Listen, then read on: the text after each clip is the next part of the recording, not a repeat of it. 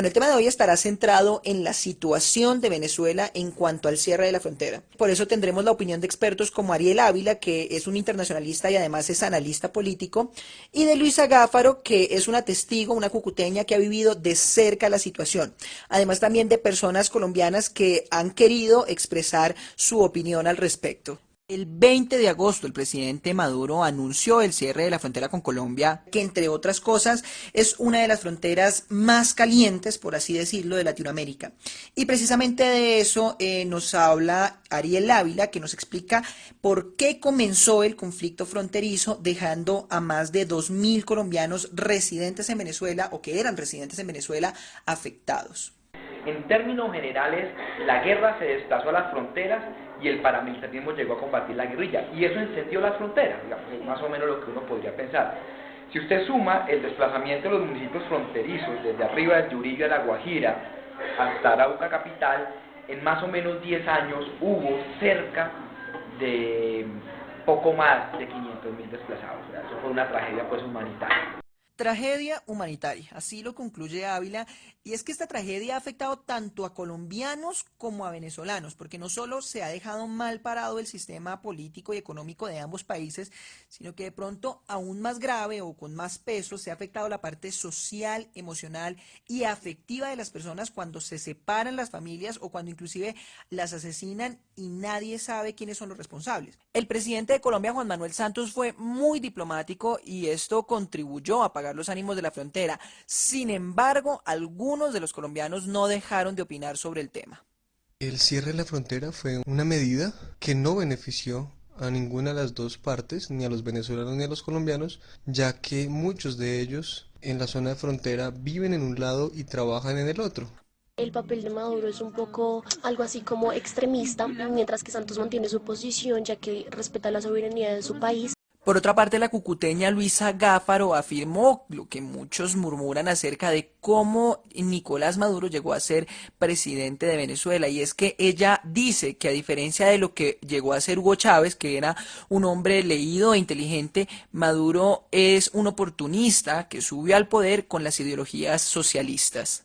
Bueno, a Maduro le reprocho muchísimo, le reprocho el hecho de subirse al poder con ideologías socialistas. Con Maduro pasa algo muy diferente con Chávez. Chávez era un personaje. Él nunca hubiese llegado a hacer lo que Maduro hizo, porque era más sensato, era más abierto al diálogo y era más intelectual. Se notaba que era un tipo leído, un tipo que actuaba conforme a sus teorías lo indicaban y trataba de ser coherente con su ideología y sus acciones. Maduro no lo es.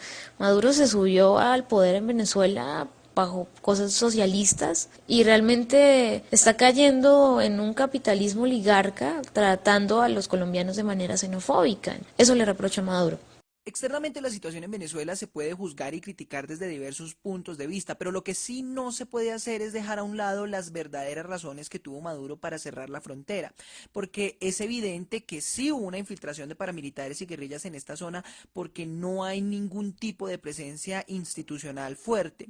Entonces Maduro lo que hace es cerrar la frontera con el fin de arreglar, entre comillas, de una forma u otra, estos mercados de economías ilegales como el contrabando de gasolina, de alimentos, de medicinas y por supuesto también el narcotráfico. El analista político Ávila asegura al respecto que es inclusive más fácil hacer contrabando que traficar con drogas. ¿Y esta decisión de Maduro sería entonces una forma de ensañarse contra Colombia?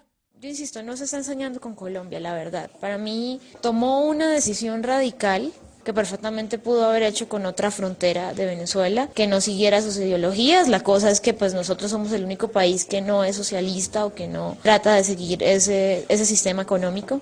En conclusión, muchos dirían que la solución a la problemática vivida en la frontera es fácil, porque básicamente lo que hay que hacer es capturar a los paramilitares, a los guerrilleros y a los policías corruptos que ya están identificados. Pero el tema acá es que antes que nada se debe pensar es en la población civil, y si esta gestión se aplicara, básicamente sería la población civil la que entraría a verse afectado. ¿Por qué? Porque dentro de las fronteras se generan dependencias de un país hacia otro. Los colombianos hoy en día dependen de los venezolanos de la misma manera que los venezolanos dependen de los colombianos. ¿En qué? En comercio, en economía, en cultura, etcétera.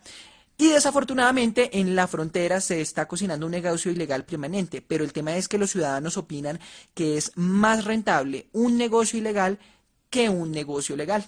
Venezuela y su situación, como vemos, no es un tema que se pueda analizar en tan poco tiempo, pero de todas maneras, muchas gracias a los aportes de los entrevistados de esta misión, porque gracias a eso logramos tener una mayor amplitud sobre este tema.